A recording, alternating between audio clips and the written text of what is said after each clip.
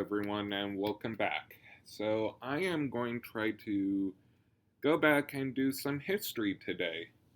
So, I'm going to be tackling the topic of what exactly was Ireland's position in the growth of the British Empire.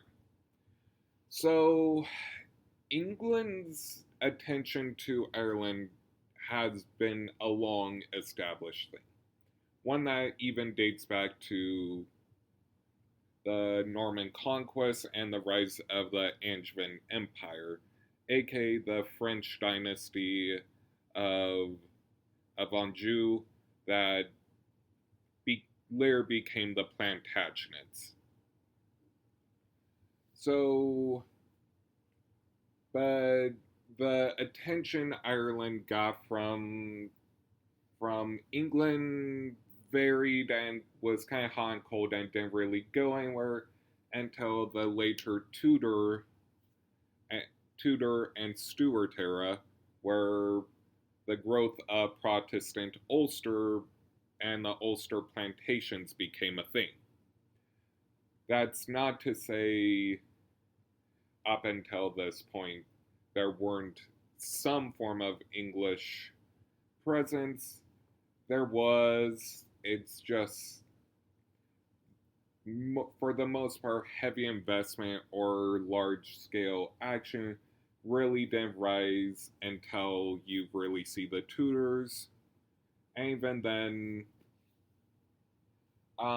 for the sake of our telling, we're going to kind of skip the Tudor plantation period and jump into the interregnum period and the later Stuart era. So,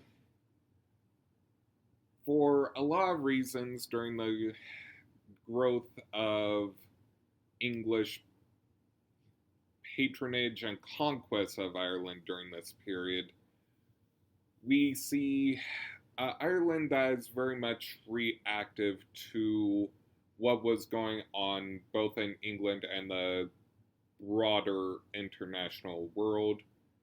It was really during the post Cromwellian sackings of Ireland that we really see a shift in the policy of Ireland. It is still one that is very much bound up in the plantation system and one that tried to get more Protestants into Ireland. So there was army debentures, which was this idea that, hey, maybe we can kill two birds with one stone. Try to pay off the army's debts while also trying to get more Protestants into Ireland. Not realizing that, yeah, you can confiscate Catholic Irish territory, disbar them from government, but that doesn't really mean that there still isn't going to be a few rich Irish landholders, emphasis on few, and people who already have these connections in Ireland that is going to kind of discourage any newcomers, and the newcomers that did get there would suffer from the fact that they that the idea that they could be absentee landholders and part of a rising gentry just wasn't going to happen, especially when a lot of the people on the committees on the whole reselling of confiscated lands were connected to local plantation owners who were more inclined to grow what was already established. This would eventually lead to more Protestants kind of sticking to the Ulster area, Dublin, and other townships, which would see a rise in Protestants to 20-25% of the Irish population, but a lot more in pockets, while pockets and usually causing Ireland to have a overpopulation of urban centers that would still need the Catholic tenants to feed, basically. And this kind of leads to this disconnect between what was Ireland's place in the empire. In a lot of ways, it kind of was the stepping stone of the British Empire, while also being the third kingdom in the larger English Scottish kingdom. Hence, why the English Civil War by historians are more often than not starting to be called the War of the Three Kingdoms. But also, on top of that, there's also this paternalistic nature. A lot of the materials that kind of both portrays Ireland as an experimental ground and also a sister kingdom that they could raise up. It was also both the boogeyman, as it was still a heart center of Catholicism, that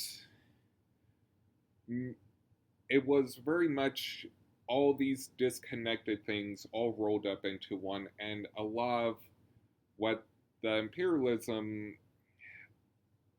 was doing, especially the Protestant plans, was it kind of ensured that whatever parliament that Ireland was going to have was going to heavily favor the Protestant boroughs that were being developed.